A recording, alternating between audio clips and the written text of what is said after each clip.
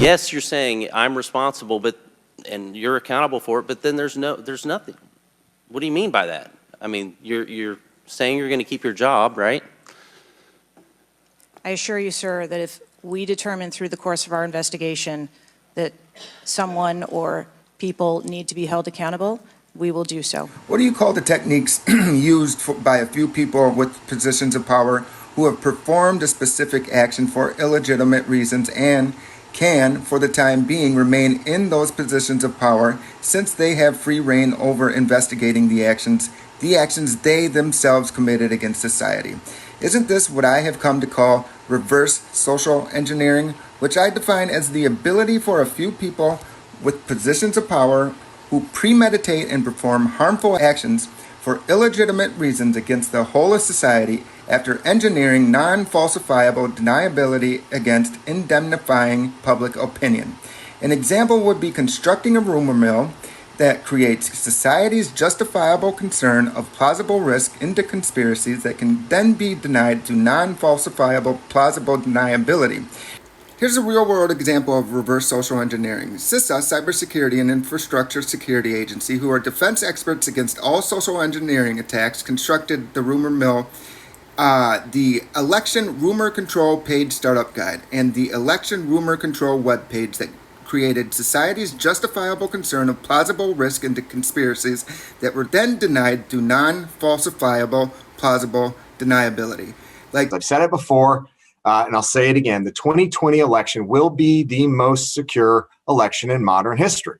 The concept you're describing, reverse social engineering, is an interesting and nuanced extension of traditional social engineering.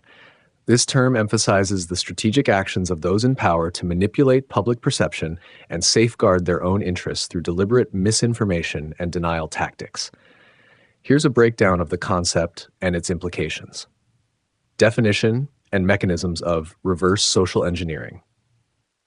Reverse social engineering: the deliberate and strategic actions taken by a few individuals in positions of power to commit harmful actions for illegitimate reasons against society, followed by premeditated efforts to create and maintain non-falsifiable plausible deniability. This ensures they can avoid accountability and continue to exercise control over investigations and public opinion. Key elements.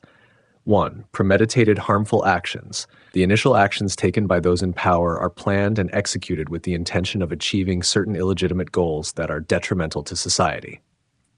2. Non-falsifiable plausible deniability. Efforts are made to ensure that these actions cannot be definitively proven or disproven, thus protecting those responsible from accountability. 3. Control over information and investigations. Those in power use their positions to control the narrative, investigate their own actions, and shape public perception to their advantage. 4.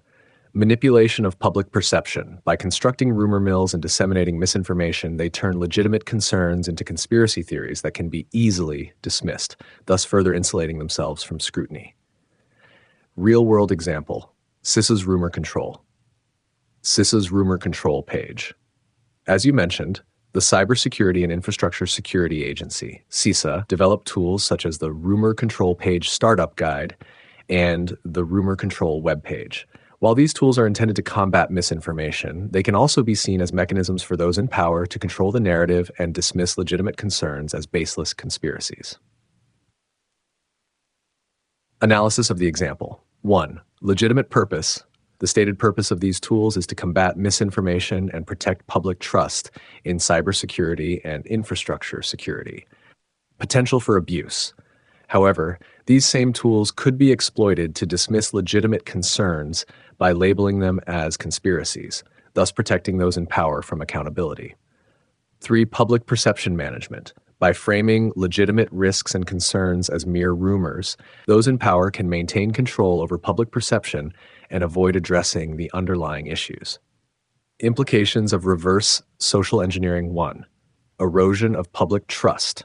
When the public becomes aware of such tactics, it can lead to a significant erosion of trust in institutions and authorities. 2.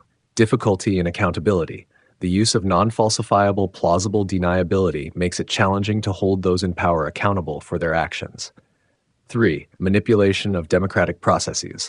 Such tactics can undermine democratic processes by preventing informed public discourse and perpetuating power imbalances.